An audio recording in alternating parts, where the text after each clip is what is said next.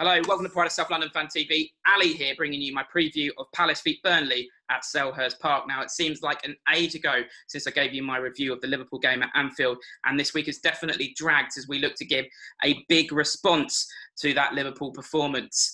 A massive game against a Burnley team who are just behind us on goal difference, who also will have aspirations for Europe too. It's almost been a little bit like that pause in between those Friends episodes where Ross and Rachel were on a break. Their relationship was up in the air for around a week, and our European hopes have seemed like they have been up in the air for around a week. Can we respond? I think personally, we need to get 3 points to put us right back in that picture. Speaking of controversial breaks, Scott Dann was given a break midweek at Anfield. Some Palace fans were not impressed with that selection. I actually called it in my preview of the game.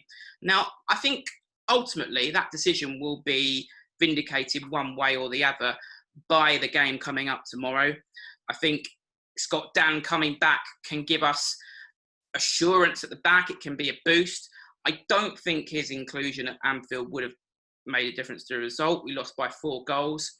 Wilf going off early, the way Liverpool played, for me, means that even if Dan had played, we probably would have lost that one. Now, in a way, it was quite a shrewd move for me by Roy. He's preserved the 4-game record alongside Cahill, the clean sheet record. And it will, like I said, give the team a bit of a confidence boost going into this game to have Scott Dann back in that team to bring that reassuring presence that he brings at the back. So for me, firstly, Scott Dann absolutely comes back in for Sacco, and he takes his place alongside Gary Cahill. I'd also, as Roy has said in the press conference, that Luca is fit.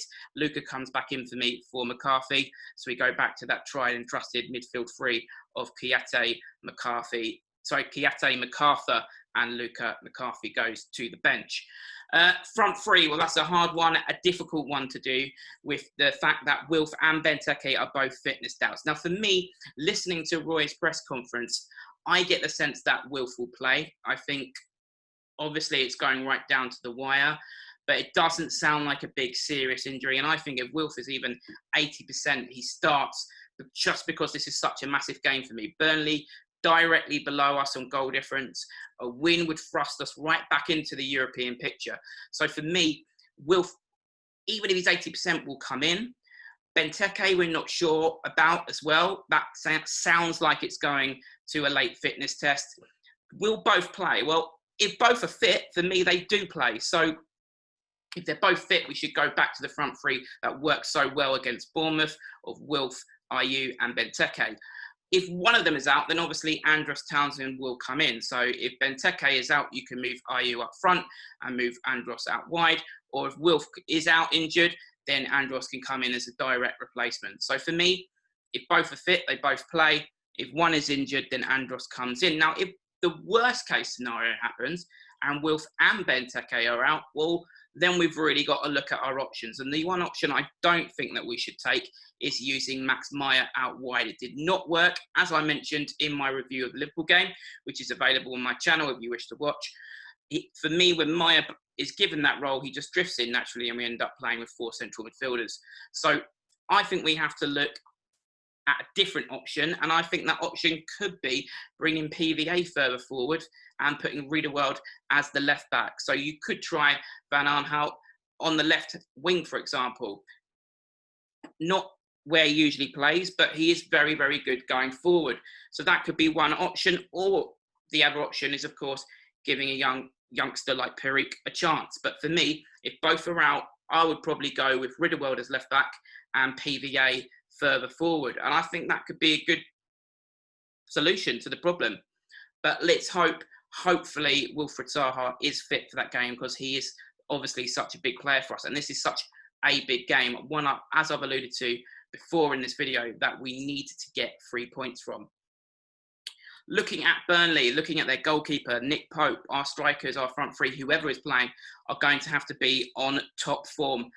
Pope is a very good goalie. Potentially, some would argue, should be England's number 1 ahead of Pickford, a player who's been linked to Chelsea as a replacement for Kepa. So our front three will have to be bang on form. Let's hope that they are. Looking at Burnley as well, it's going to be a really interesting game because Sean Dyche has been linked with Palace. for when the day eventually comes, and hopefully it's not too soon, as Roy's been doing a great job. But when that day comes, when Roy does decide to step down from football, Sean Dyche has been linked with taking over. So as Palace fans, I think will be really interested to look at how his team's set up tomorrow, and have maybe a little bit of an evaluation of him as a possible candidate somewhere down the line. Burnley set up 2 banks of 4, their sort of old school 4-4-2. What's going in our favour is 2 of those players who usually play up front, Wood and Ashley Barnes, are out injured. There's fitness doubts on Rodriguez.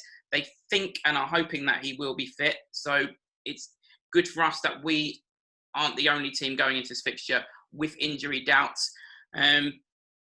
But the key man I'm going to pick out for Burnley, the one to watch, will be Dwight McNeil, a player we have been linked with as a possible replacement if Wilfried Zaha goes. Young, attacking, skillful player. Our fullbacks will have to be very, very alert. And it's going to be an interesting one for Palace to watch from 2 points of view, really. One looking at Dwight McNeil and one looking at Burnley as a whole and how Dyche sets his teams up, because both have been linked with Palace recently. Looking at the game, and I think, for me, as I've said, I am expecting at least one of Wilf or Benteke to play. We did well in this fixture last year.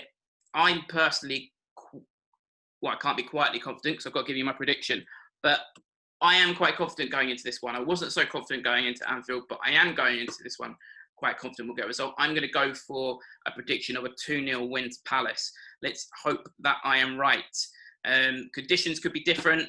It's not as calm and sunny as it has been in recent weeks. It could be a bit of wind, a bit of bluster, which might play into Burnley's hand. They have a bit of a sort of full throttle style, but hopefully we can come out with this one on top and very much within that top 10 and possibly keeping on that push for a European spot.